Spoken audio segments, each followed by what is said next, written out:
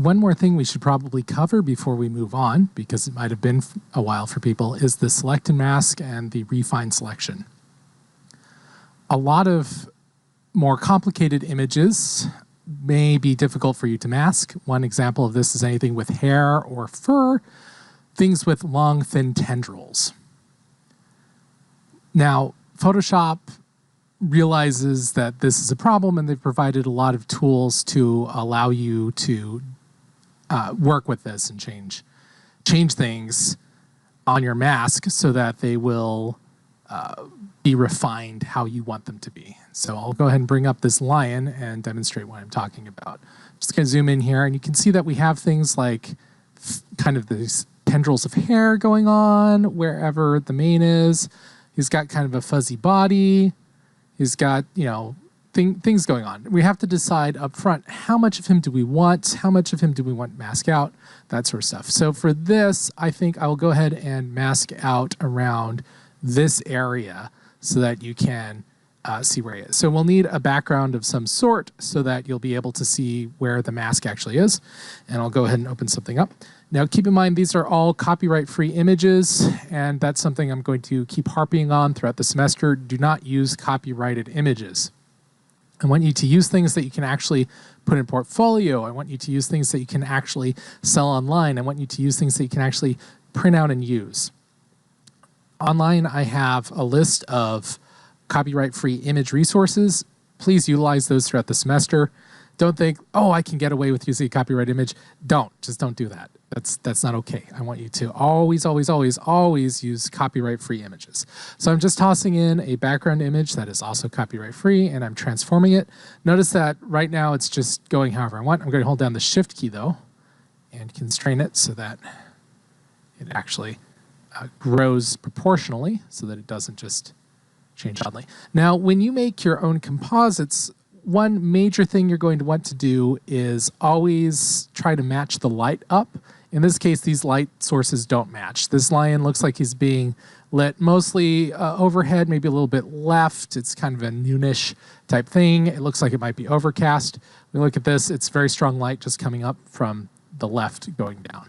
So these normally wouldn't composite very well. That's fine, though. For this demonstration, I just need a background image. I'm going to go ahead and reorganize these so that the lion is on the top and the background layer is on the bottom. I'm going to go one step further, though. I'm going to duplicate the lion because there is one edit that we're going to use that is destructive. That's the other thing I'm going to constantly be harping on this semester, non-destructive editing. I want you guys to use as much non-destructive editing as possible. All right, so we're in here. No, these thumbnails are kind of small. I keep meaning to do this and I forget. I showed you guys how to go through the preferences under Edit Preferences and work with the interface and all of those settings. I forgot to mention that a lot of these palettes, including the Layers palette, have their own controls. And so if you'll click on the flyout menu, you'll notice that you have, I believe they call it view controls or something along those lines. Unless they have moved it in this version of Photoshop, which is a possibility since they're always loving to change things at weird places. They did move it. So in older versions of Photoshop, and I want to say even like 2017, maybe 2018, they had a panel options. Oh, it's still here. I just missed it. They have a panel options. You can also get to it by right-clicking in empty space. These will be your panel options. So let's take a look at those. Flyout menu, panel options. So a few things you'll notice when you make certain layers like fill layers, you end up with masks. Well, that's because they have this box checked. We're just going to leave that for now. I don't want to deal with having inconsistencies between whatever version of Photoshop you happen to be using and mine. So if I mentioned this just once and then you guys forget where it is towards the end of the semester, you have to look it up. That's just going to be irritating for you. The one, though, that I'm going to set just for you guys is the thumbnail size. I'm going to crank this up to a huge, huge size. When we press OK, you can actually see these a little bit better and see the changes. That way, as we go through, you'll be able to know what's going on. All right. Everything's set. Let's go ahead and play around with some of the masking settings. Now, you'll remember I mentioned once or twice in passing that the Property tab had some refine tools, and then I just let it drop. I didn't say anything else. So let's get into what those are. Okay, turn off the eyeball on the original lion.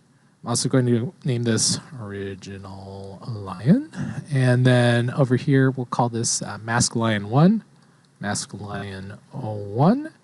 And then over here on this background layer, we will just get my mouse stuck and wrapped around a cord.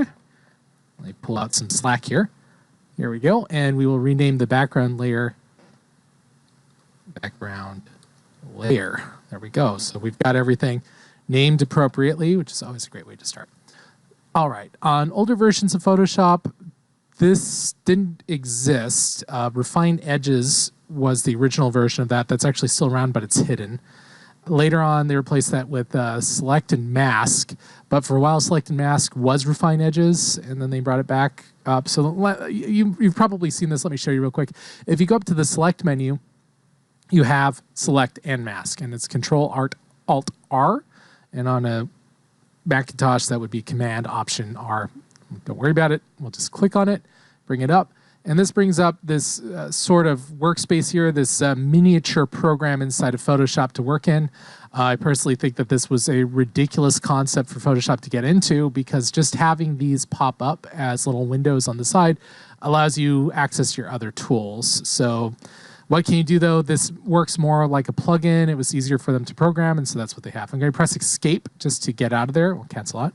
So you've probably seen that. We're going to cover that in a minute. The old version, though, if you hold down the Shift key and click on Select and Mask, this gets really weird. You'll see that it's still just Select and Mask. But if you have a selection and you hold down the Shift key, it should allow you to bring up the Refine Edge tool instead. And here we have it. Strange, right? This used to be part of it. We'll cover both of these and what's going on in that. So, there's one other way to get to that. If you have a mask already existent on here that has something in it, so I'm just going to make a mask, select, and I make that mask through the Apply Layer Mask or Add Layer Mask button, which is down here. Right now it says Add Vector Mask because I've already added one. Click on the mask, take the brush with the B tool, and just mask some stuff out. No biggie. Now if I go over with the mask selected to select, hold down Shift, and click Select and Mask, it pops up the Refine Mask tool now. But you'll notice that it's actually behaving, it's the same window as the Refine Selection tool. So just some old legacy stuff that's still sitting around inside the world of Photoshop that you should be aware of. And another reason that you should be aware of it, if you're on an older version of Photoshop, you're in a shop that just doesn't have CC. They're on, like, I don't know, CS 2018 or sorry, CS6 or something like that. You may have the Refine Edge tool. So I'm just going to cover all of them so you know where they all are. Let's delete that layer mask real quick by dragging it to the trash can. And let's get in here. So first things first, we're going to go to the Selected Mask window through the Selected Mask. Boom. Now, this is the part that trips people up a lot. It doesn't immediately make sense from the view, and that's because you have to toggle between a number of views for this to work correctly. And if you look up YouTube videos on Selected Mask, you'll see them usually stay with one view, but really you're going to have to go through multiple views. And so what is a view? Well, inside of view mode at the top of the properties palette here, we can click on that and we see that we have onion skin. This is a reference to animation, and we'll be talking about this later in the semester. We have marching ants, and now all of a sudden we just see the lion layer. We have overlay, which we now have the lion layer with that red that we had from the quick mask mode. We have on black, which appears to be the lion layer, but he's darker for some reason. We have on white, same deal. Well, what is the deal with that? Well, we click out, we have an opacity. And so if you turn that up or down, it's referring to the opacity. It's the reverse of transparency. So 0%,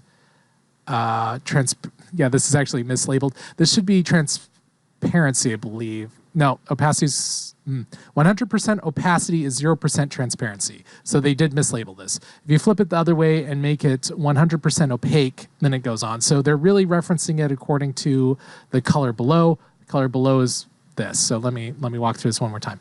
Onion skin. This will make a little more sense. Transparency. Cool. 100% transparent. We can see the layer in the back. 0% transparent. We see the layer on the top. That's lion at 0, background at 100. Perfect. That one kind of works. If we say, all right, the lion's on a black background, and if you get this issue, just pop off for a second your oops, or maybe lose it entirely. Pop off for a second your palette and pop it back on. It should bring it back in, but instead, let me just redock it. It is stuck. Oh, I have it on black and white, my bad. We'll click it on black. All right. So sorry about that, my bad. I clicked on black and white. What we want is on black. 0% opacity is referring to the black layer. 100% opacity is referring to the black layer covering it up. Honestly, this is still backwards. This should be transparency. They just messed that up. So we're not going to dwell on that for too long. White is referring to a white background. Black and white, we're going to leave that alone right now. It'll make more sense later. On layer, this is referring to the layer that's below it. All these will make more sense as we work, and that is kind of the issue. At the beginning, there's nothing to work with, and so when you click through these things, you don't see the changes you expect. So let me demonstrate what I mean by that. I'm just going to go ahead and click Marching Ants. This is where you generally want to begin, and this will we will twirl closed all of these settings for just now, and we'll go ahead and leave these alone as well. We're just going to go in and take a look at the tools we have available. We have Quick Selection, we have Refine Edge tool, we have Brush tool, we have Lasso tool, we have the Hand tool, and we have the Magnifying tool. So let's go ahead and grab the Brush tool, and you'll notice that it's quite small compared to the layer. That's not a problem. We can just increase the size by clicking up in the options bar and just dragging the size tool till we get something reasonable. And now if we paint in, you'll notice that it's painting in a selection. And so it's behaving more like a kind of weird magic wand tool. Well, it's not actually a magic wand tool, it's paint, but instead of paint, we're literally painting in the selection. The other thing we could do is take the lasso tool, and keep in mind, it looks like this because of our view. Take the lasso tool. Notice by default, we've got the little plus icon at the bottom of the lasso tool. By default, it has it set to add to selection. You could set it to subtract, or you can have it set to intersect. But it doesn't behave like your normal lasso tool where it overwrites it automatically. It instead allows you to make little selections. So as I make this selection, we get a progressively larger selection blobbed in here. But if we change our view to, for example, overlay, all of a sudden we can see what's going on.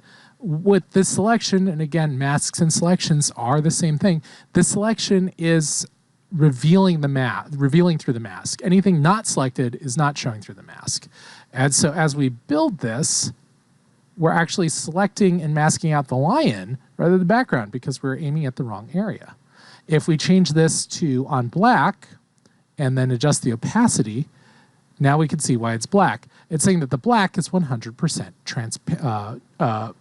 100% opaque, and that I've got that backwards. No, I have that correct. That the black is 100% opaque, and then we're seeing through it.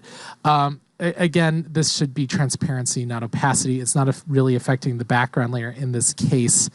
It sort of is, but conceptually, we're only working with 2 layers at a time.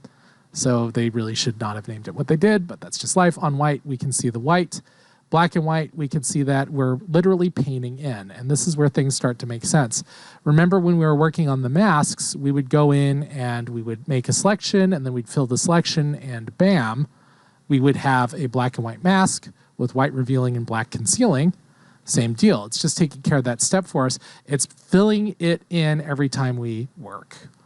And then we have on layer, and you can see that we're now have a preview of what's going on. We've totally made this mask backwards. It should still be possible to invert this. If you get out of here, they used to allow you to do a Control-I. It's now Control-Shift-I, and we'll do an invert and allow you to flip the mask around. So if it's easier for you to start by masking out the background and then, or masking in the background, then flipping it so the background's masked off, like I just did, that's fine. You can do it however you want to do it. So this video has been about 15 minutes. I'm going to go ahead and start up another one, and we're going to go tool by tool how each of these work now that we know that the view has different controls. And when you get started, you really want to start with Marching Ants because then you can see the image and what you're working on. As you refine, you're going to want to toggle between these according to the image you have. And we'll talk more about that in a minute. I will see you in the next video.